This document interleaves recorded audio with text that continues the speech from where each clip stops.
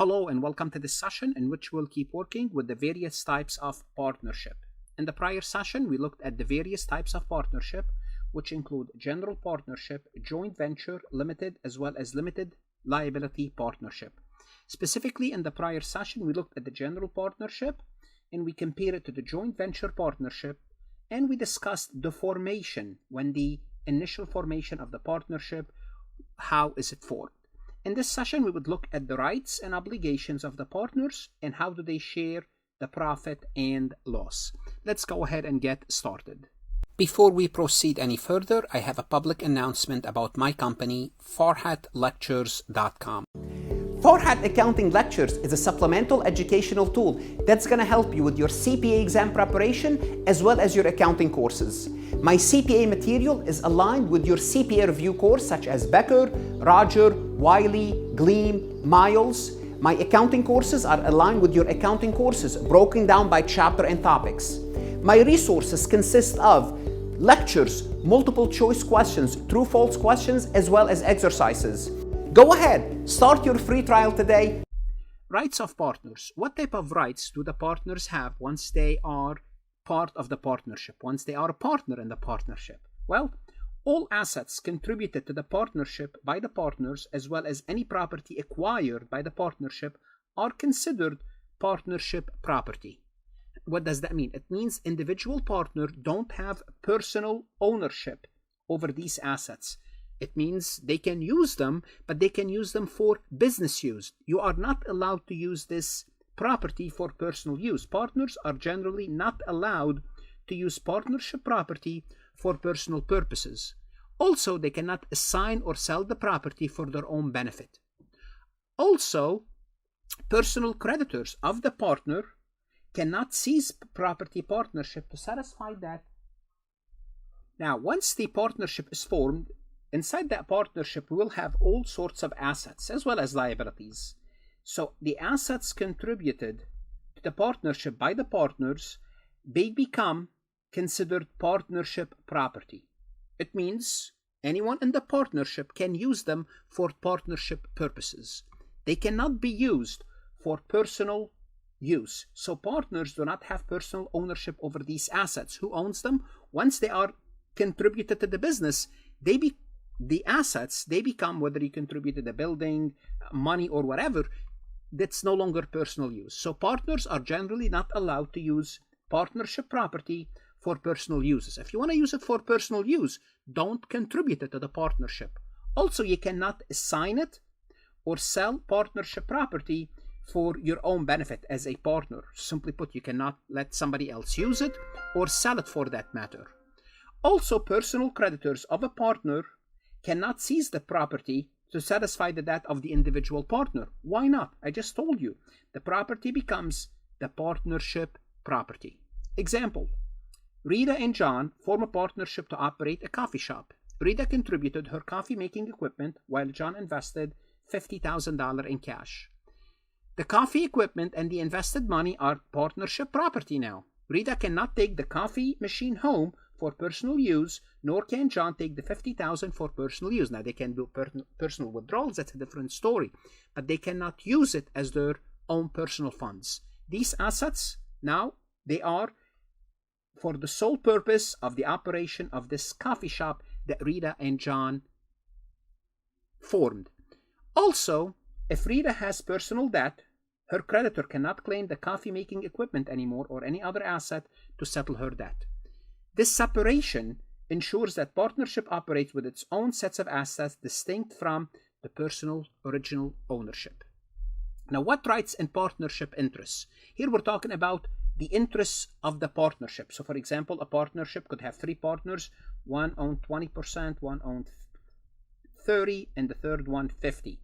So, for example, the person with 30% equity share or partnership interest, what can they do with this? Well, they can assign partnership interest. What does it mean, assign? Assign means you let someone else share in the profit and surplus, not manage the company. A partner has the right to assign their interest in the partnership profit and surplus to someone else at any time. Assigns mean you just, any profit that comes to you, no, it's going to go to that individual.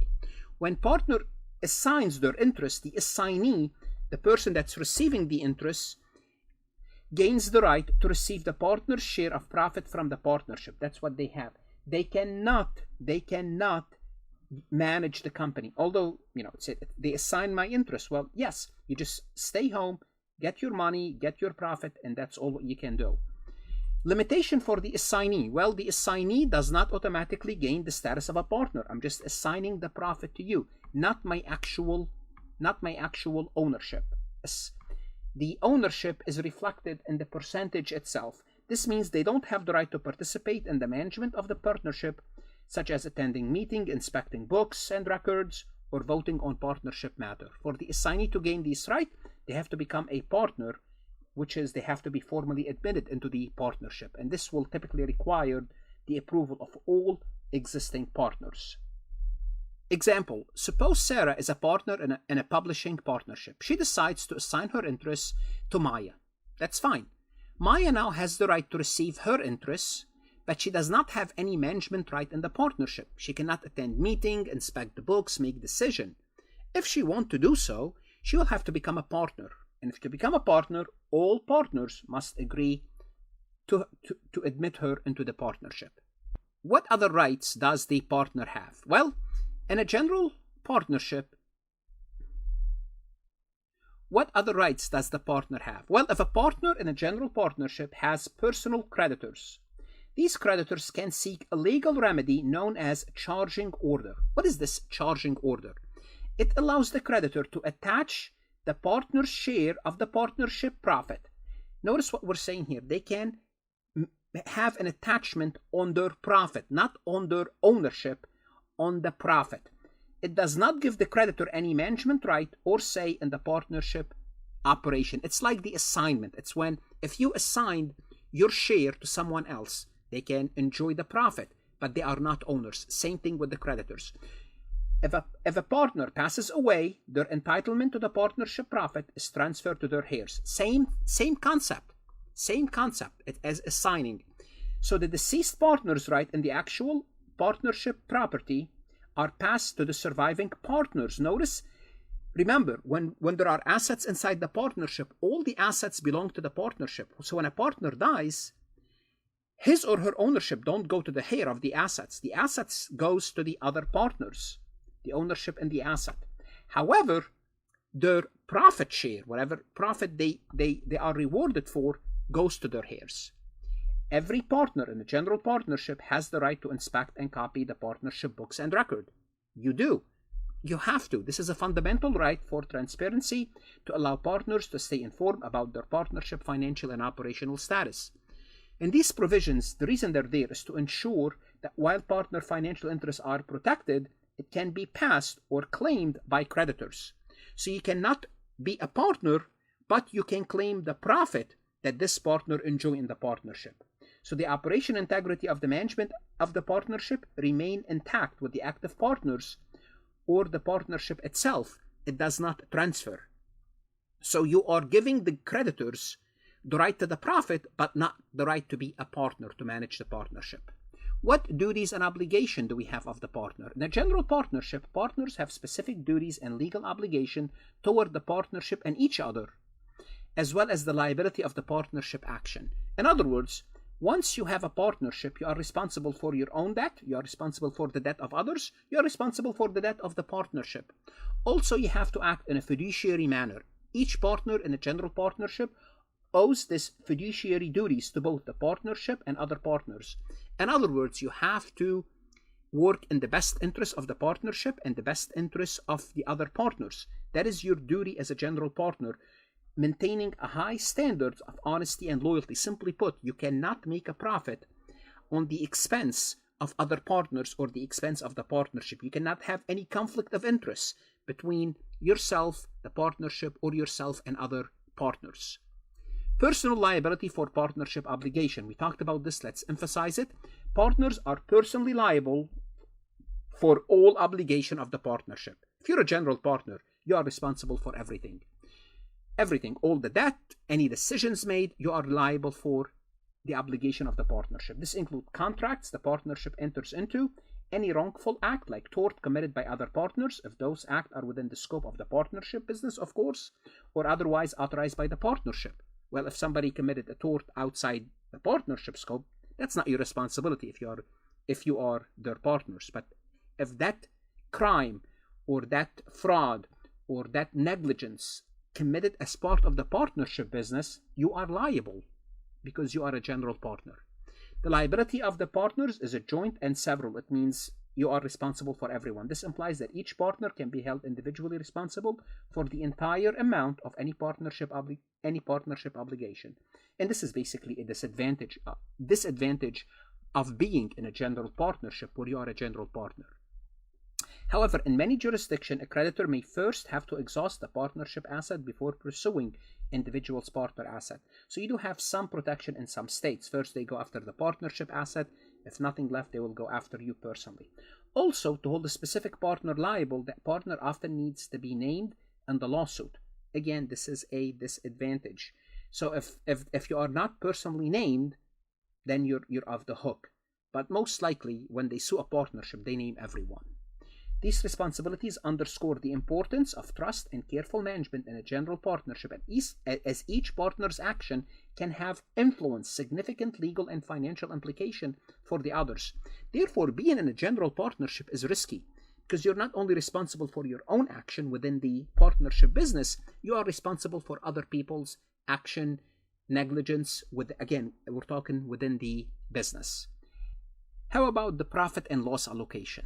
By default, partners share equally in the profit of the partnership regardless of their individual capital contribution unless agreed otherwise. So if there's no agreement on how to share profit, they share profit equally. Now, most likely, if one partner contributed more money, usually they would ask for more profit sharing. For example, in a partnership formed by Liam, Mia, Noah, Olivia, and Ethan, 5, who start a business called EcoCraft to sell eco-friendly crafts, Liam invests 40, Mia 30, Noah 20, and Olivia 10, and Ethan contribute his expertise in the eco-friendly material. So we're looking at 40, 30, 70, 90, 100, and what did Ethan contribute? Basically nothing. They did not contribute anything. Even though their capital contribution vary, they will share the profit equally unless they have a different agreement. How about the losses? Also, unless there is an agreement, they share the losses equally, unless there's an agreement. Continuing with EcoCraft example, if the business incur a loss of $50,000, each partner would be responsible for 10, distributing this equally, assuming no alternative arrangement. Now, why would you want to have an alternative arrangement? Why do you want to absorb more losses? For some partners, losses might be good. They might offset other income from other sources, which would reduce their taxable income overall, but that's a different story. So it's the same thing as the profit. It's equally shared unless agreed otherwise. Let's take a look at this multiple choice questions from farhatlectures.com. What happened to the partner's interests in a partnership upon their death? Well, it's dissolved. Dissolved means gone. Would that happen? No, not at all. It's a transfer to the partnership. That sounds reasonable. But that's going to give incentive for partners to kill each other. So if you die, your partnership goes to the other people. No, to the partnership. No, it doesn't. It doesn't go to the partnership. It goes to their heirs. Yes, it goes to their heirs. It means whoever survived family-wise, their kids, their spouses, their survivors. So yes, C looks like a good answer. It's auction to the highest bidder. Are we going to sell it? No. If we sell it, it means we're accepting a new partner. That's not how a new partner joined a partnership. So the correct answer is C. What should you do now? You want to go to Farhat Lectures, look at additional MCQs. That's going to help you if you're studying for your CPA exam or taking a business law course. Farhat is always here to help. Good luck. Study hard. The CPA exam is worth it. And of course, stay safe.